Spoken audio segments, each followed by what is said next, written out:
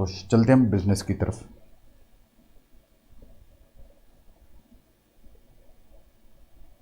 हट्टी कट्टी डेफिनेशन है, काफी बड़ी है, लंबी। देखो, जो बिजनेस टर्म था नेइदर तो एक्साइज एक्ट में डिफाइन था न सर्विस टैक्स में डिफाइन था, लोकल जो वैट लॉज होते थे उनके अंदर डिफाइन था। ये जब डेफिनेशन जीएसटी में इनकॉर्पोरेट करी, it is very wide definition, her transaction को कवर करने की यहाँ कोशिश की जा रही है। बेसिकली जब जीएसटी में 17 टैक्सेस जो मर्ज हुए थे, सबस्यूम्ड हुए थे, वो सब ट्रांजैक्शन को अब जैसे एंट्री टैक्स है, एंटरटेनमेंट टैक्स है, लग्जरी टैक्स है, अब उसका नाम क्या बन गया? जीएसटी। लग तो अभी भी रहा है, एक अलग स्टाइल से लग रहा है। तो जरा देखना, तो जो बिजनेस की डेफिनेशन को बड़ा वाइड रखा गया है। तो अब हम पढ़ते हैं definition of business. Business include यानी इंक्लूसिव डेफिनेशन है, any trade, commerce, manufacture, profession, vocation, adventure, wager और any other similar activity whether or not it is for pecuniary benefit. मैं पढ़ रहा हूँ सिर्फ, फिर एक एक टर्म्स को समझेंगे। एनी एक्टिविटी और ट्रांजैक्शन इन कनेक्शन विथ और incidental or ancillary to A above. Any activity or transaction in the nature of A above, whether or not there is a volume, frequency or continuity or regularity of such transaction. Basically ये क्या है? General terms में ये तीन element, पहले तीन clause, तीन element general terms को कैरी कर समझाने की कोशिश करें, इंक्लूड करने की कोशिश करें। फिर स्पेसिफिक इंसिडेंट्स हैं, एलिमेंट्स हैं, ये सारे डी से लेके ई, ये सारे फर्दर क्लॉज, ये सारे के सारे, ठीक है। तो जरा देखें, business include any trade. Trade का मतलब क्या हुआ? Obviously exchange of goods and services में कैरी आउट करता हूं टू अर्न प्रॉफिट। फिर वर्ड बोला गया कॉमर्स। जब वो ट्रांजैक्शन रेगुलर बेसिस पे करा जाता है तो वो कॉमर्स कहलाता है, ठीक है। ट्रेड, कॉमर्स, मैन्युफैक्चर, पहले तो हम एक्साइज में इसी डेफिनेशन को 3-3 क्लास लगाते थे समझने में। एज ऑफ नाउ बस ये मैंने एक इनपुट लिया, उसको कन्वर्ट कर दिया एक आउटपुट में, जिसका एक डिस्टिंक्ट नेम कैरेक्टर यूसेज है, एकदम कन्वर्जन कर दिया नए फॉर्म में। नॉर्मल जब आप इनकम टैक्स डीटी पढ़ते हो तो उसके अंदर बिजनेस एंड प्रोफेशन हम कहते हैं ना, पीजीबीपी, बट यहाँ प्रोफेशन बिजनेस के अंदर इंक्लूड होगा। ये वोकेशन, एडवेंचर, वेजर, मैंने यहाँ लिखा जो बैटिंग का काम कर रहे हैं उस एक्टिविटी को भी क्या बिजनेस माना जाएगा, और एनी अदर सिमिलर एक्टिविटी। और सिर्फ यही नहीं, अगर कोई भी ऐसा ट्रांजैक्शन अगर आप कर रहे हो, चाहे आपका इंटेंशन मॉनेटरी है या नहीं है, पेक्यूनरी मतलब मॉनेटरी है या नहीं है, प्रॉफिट अर्निंग है या नहीं है, उसको बिजनेस माना जाएगा। तो क्या चैरिटेबल एक्टिविटीज कोई कैरीड आउट करता है, उसमें कुछ अमाउंट उसको रिकवर होते हैं, तो क्या उसको भी बिजनेस माना जाएगा? अभी एज ऑफ नाउ अगर देखें तो आंसर इज व्हाट? यस। फिर बोला गया एनी ट्रांजैक्शन, एक्टिविटी और ट्रांजैक्शन इन कनेक्शन विथ और इंसिडेंटल और एंसिलरी टू ए अबव। मतलब जैसे कोई इंसिडेंटल और ancillary activity, for example we can take, कोई मूवी थिएटर है, मेन बिजनेस क्या है? मूवी का। अब उसके साथ साथ वो लोग जैसे साइकिल स्टैंड आउटसोर्स कर दिया, किराए पे दे दिया, खाने पीने का भी एक्टिविटी कैरीड आउट करते हैं, तो क्या ये सारी इंसिडेंटल और एंसिलरी एक्टिविटी भी बिजनेस मानी जाएगी? Answer is what? Yes, because of clause B. तीसरी बोली गई what is business? Any activity और transaction in nature of a above whether or not there is a volume, frequency, continuity और regularity of such transaction। कोई फर्क नहीं पड़ता, उसका एक ही वॉल्यूम है पूरे साल में, ये फ्रीक्वेंसी क्या है, कंटिन्यूटी, रेगुलर बेस पे आप कर रहे हो नहीं कर रहे हो, अब वो एक्टिविटी को क्या बिजनेस माना जाएगा। तो पहली एक्टिविटी कौन सी हुई? General activity. दूसरी जनरल नेचर या इंसिडेंटल और एंसिलरी नेचर या फ्रीक्वेंसी वाली। ठीक है, अब जरा एक क्वेश्चन पूछूं, फिर मैं इसको क्लोज करता हूं पहले 3 इंसर्शन को। एक पर्सन ने, घर में होता ना, sells his old newspaper in his home, whether this activity will be treated as business और not.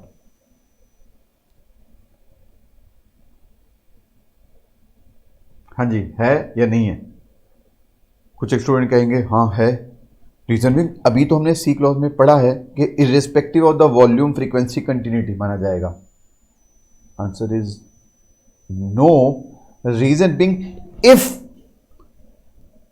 The main activity is business, then only the incidental और एंसिलरी एक्टिविटी, यहां लिखा हुआ है इंसिडेंटल और एंसिलरी टू ए अबव, या ए वाली जो ट्रांजैक्शन है उसमें हम देखेंगे वॉल्यूम, फ्रीक्वेंसी इज इररेलेवेंट।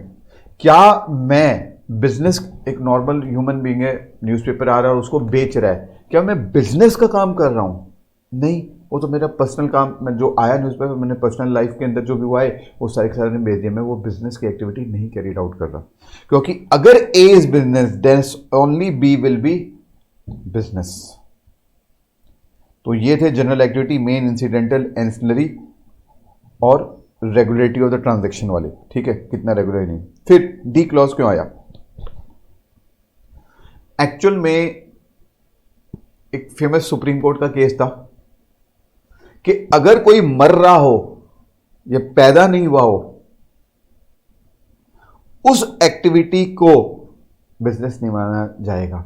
तो अगर कोई बिजनेस क्लोज कर रहा हूं तो मैं जो एक्टिविटी कैरिड आउट कर रहा हूं with respect to the liquidation closure of that business, उसको बिजनेस नहीं माना जाएगा।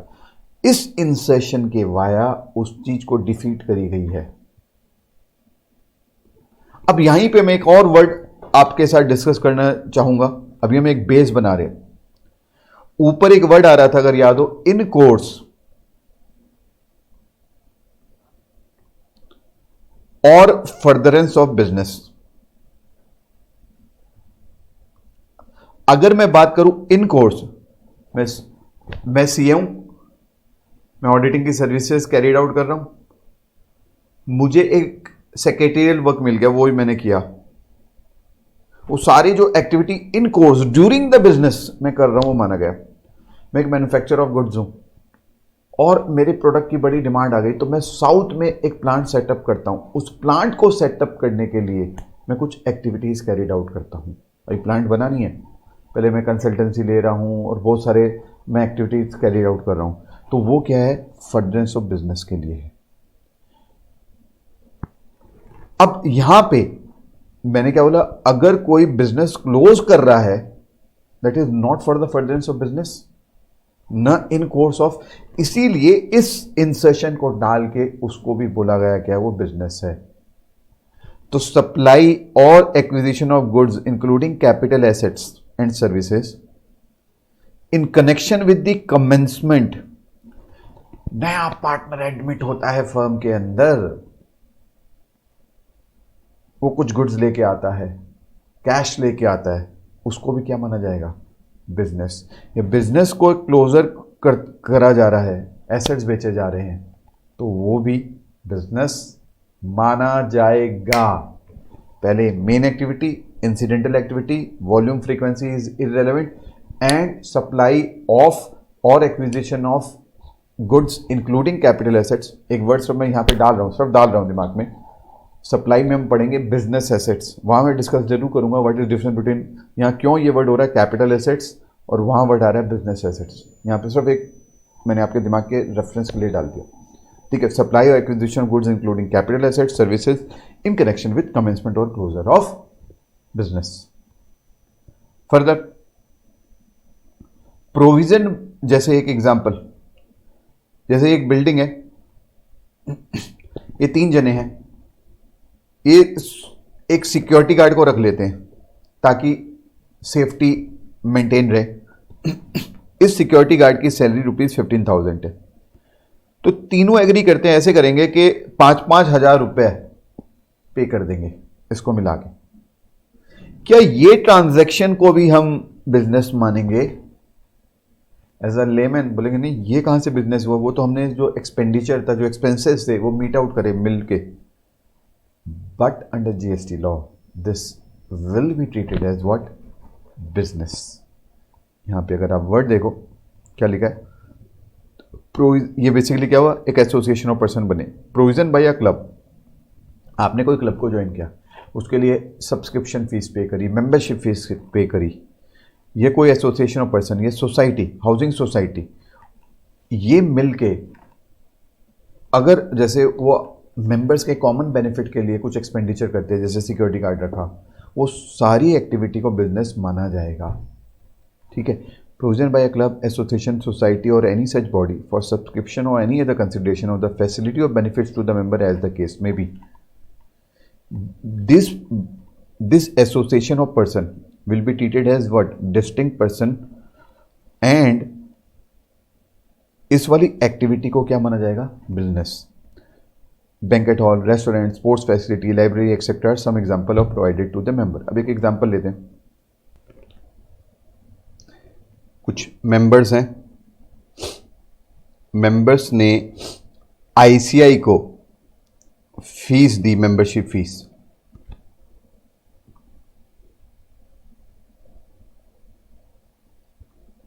क्या ये टैक्सेबल होगी? क्या ये बिजनेस माना जाएगा आईसीआई का? Answer is what? यस। ठीक है। सेकंड और एक एग्जांपल लेते हैं।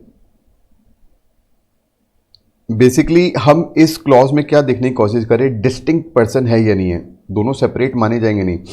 एक होल्डिंग कंपनी और सबसी कंपनी के बीच के अंदर ट्रांजैक्शन होती है,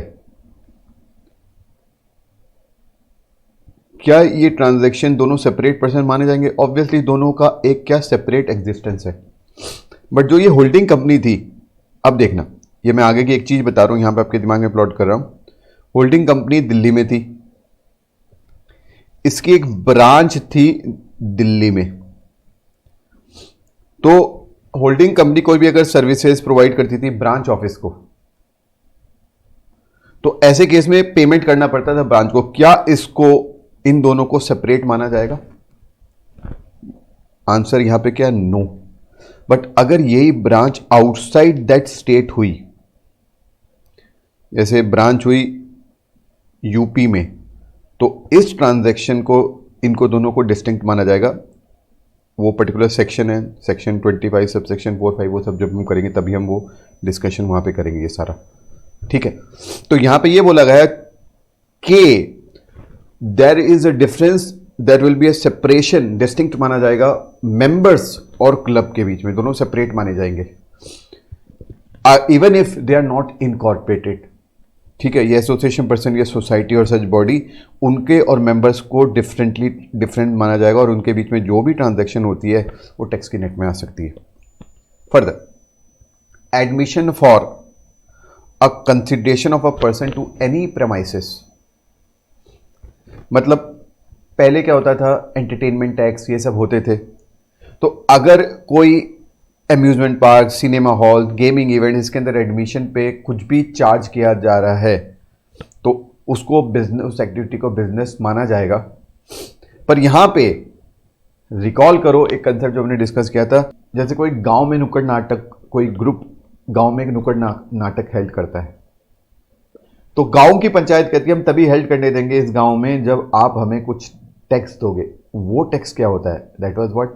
entertainment amusement tax, entry number 62, शायद आपको याद होगा। फिर जैसे कोई एक चार्टर्ड अकाउंटेंट है, अब कोई कंपनी है, छोटी छोटी कंपनियां हैं, वो एक सीएफओ को नहीं रख सकती, क्योंकि कोई सीएफओ अराउंड 50 लाख तो नॉर्मली चार्ज कर ही लेगा, 40-50 लाख। तो कंपनी क्या कहती है कि हम अफोर्ड नहीं कर सकते, बट हमें एक्सपर्टीज चाहिए आपकी। तो वो सीए क्या करता है, एक दिन के लिए जाता है कंपनी में, एक छोटी कंपनी में, उसके लिए वो 2 लाख रुपए बिलिंग करता है एक दिन का। ऐसे वो क्या करता है, 6 दिन अलग अलग कंपनी में जाता है, हफ्ते में एक एक बार। अब जिस दिन वो उस कंपनी में गया उस दिन तो वो एम्प्लॉय है, जॉब कर रहे हैं वहां पे, तो क्या वो 2 लाख रुपए एग्जेम्प्टेड होगा? आगे जाके आप पढ़ोगे कि services by employ in course of employment, इसको एक्सक्लूड करा गया है, तो वो जो 2 लाख रुपए क्या वो एक्सक्लूडेड होगा या नहीं? अब यहां देख लो, यहां क्या वर्ड यूज किया, service supplied by a person has the holder of an office which has been accepted by him in course or furtherance of his state profession or vocation। तो जो सीए प्रैक्टिस में था वो एक दिन जाके वहां सीएफओ बन जाता है, इसको बिजनेस ही माना जाएगा, and it won't be treated as what, employment. ठीक है, तो एक्सक्लूडेड नहीं होगा। Further second last insertion, activities of a race club, पहले पढ़ते हैं, including by way of totalisator और a licence to a bookmaker, और activity of a licensed bookmaker in such club. सबसे पहले, who is the supplier? Race club. फिर यहां word बोला activity of a race club including by way of totalisator, इसका मतलब क्या हुआ अभी देखते हैं, और a licence to a book maker,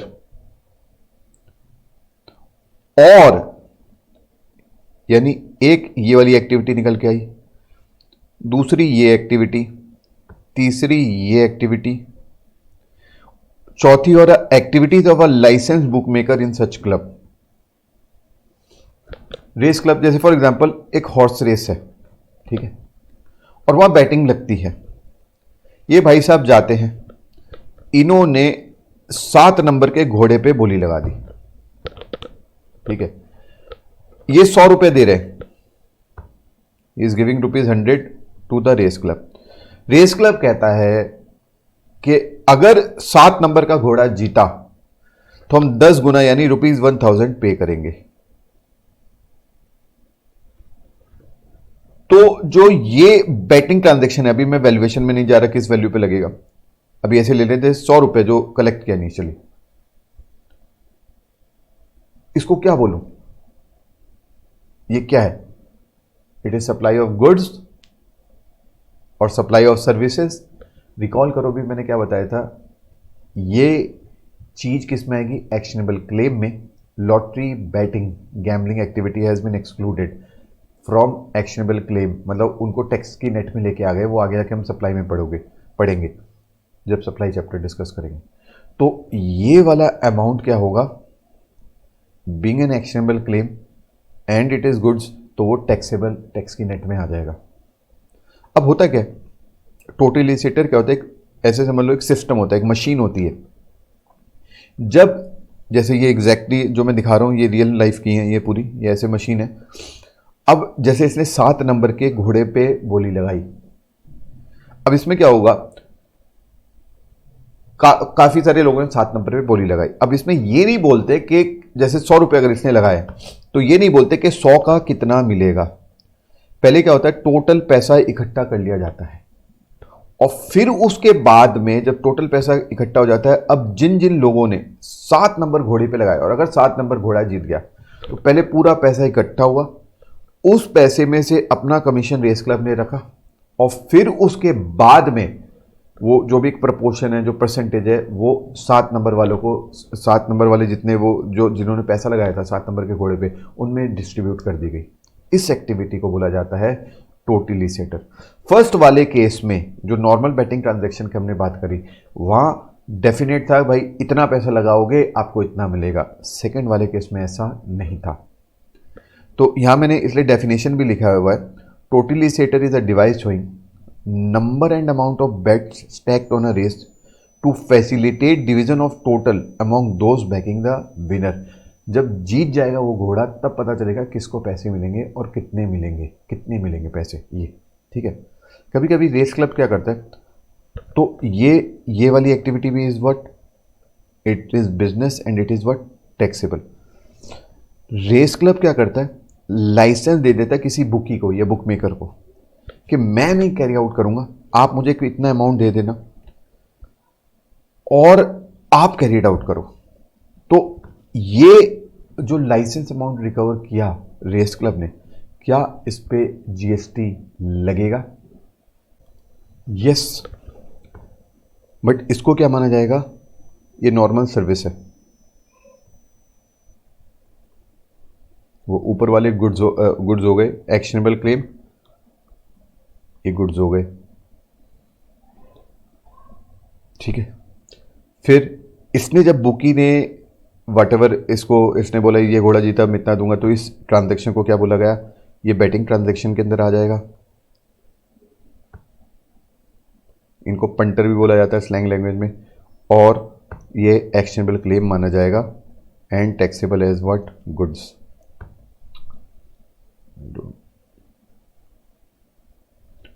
ठीक है। एंड लास्ट, एनी एक्टिविटी और transaction undertaken by central government, state government और local authority in which they are engaged as public authority. अगर सेंट्रल गवर्नमेंट ने कोई पब्लिक डीलिंग में involve रही, उस फंक्शन को भी बिजनेस माना जाएगा। वर्ल्ड वाइड जब गवर्नमेंट कोई फंक्शन कैरीड आउट करती, फॉर एग्जांपल लाइसेंस दिया, स्पेक्ट्रम बिका, 2G licence, 3G licence, 4G licence, तो ये सोवरेन फंक्शन है, ये तो वो ही कैरीड आउट कर सकती है, सिर्फ गवर्नमेंट ही। जैसे जमीन के अंदर अगर सोना निकल जाए तो किसका राइट्स रहेगा? ऑब्वियसली गवर्नमेंट का। तो वो यहां पे, ये अभी तक जितनी मेरी नॉलेज है, बहुत कम कंपनी में इस टाइप पे टैक्स लगता है। तो गवर्नमेंट ने जैसे लाइसेंस दिया टेलीकॉम कंपनी को, ठीक है, वो राइट्स दिया कि एयरवेज ऑक्शन कर दिए गए, उस एक्टिविटी को भी, because they are engage in what, public dealing, तो उस एक्टिविटी को भी क्या माना जाएगा? बिजनेस। यहां ये बोला गया। अभी मैंने एक प्राइम ऑफिस एक आपको एक पूरा आइडिया जनरेट कर दिया है इन डेफिनेशंस का। हम और आगे जब आगे बढ़ेंगे तो फिर एक एक एलिमेंट हुई है, जैसे टोटली सेटेड वाला, ये हम वैल्यूएशन में बड़ा इन डेप्थ फिर से वापस लेंगे, हम और डिटेल में पढ़ेंगे, ये सारा लेंगे, ठीक है। तो अभी फटाफट से रिकॉल करते हैं हमने क्या पढ़ा कि व्हाट इज बिजनेस। पहले तो एक मेन एक्टिविटी यानी ट्रेड, कॉमर्स, एडवेंचर, व्हाटएवर, वो सब सारी। Incidental ancillary activity, frequency is irrelevant. फिर बाकी जो इंसर्शन आए, they were what, a specific insertion. Supply acquisition of goods in connection with commencement और क्लोज ऑफ बिजनेस। क्लब ने अगर कोई सब्सक्रिप्शन या अदर कोई कंसिडरेशन लिया अपने मेंबर से, क्लब, सोसाइटी वगैरह वगैरह। फिर उसके बाद में होल्डर ऑफ एन ऑफिस, जो आउटसोर्स सीएफओ कंसेप्ट जैसे मैंने बताया वो। फिर उसके बाद में रेस क्लब की एक्टिविटी या admission to an event, entertainment event, amusement, ये सब। और लास्ट में गवर्नमेंट की, ठीक है।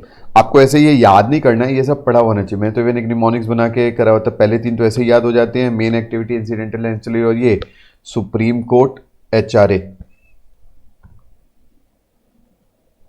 ऐसे बनाया हुआ था, सुप्रीम कोर्ट, एचआरए, गवर्नमेंट। तो एस हमारा हो गया सप्लाई और एक्विजिशन ऑफ गुड्स वाला, यहाँ पे सप्लाई और acquisition of goods including capital assets, ये वाला, ठीक है। सी जो है club, H holder of office, R race club, A admission government. पर ऐसे मुझे नहीं लगता एग्जाम में कभी ऐसे आपसे डेफिनेशन ऑफ बिजनेस पूछे। आईपीसीसी में फिर भी पूछ सकता है, इंटरमीडिएट में, बट यहाँ पे नहीं पूछा जा सकता।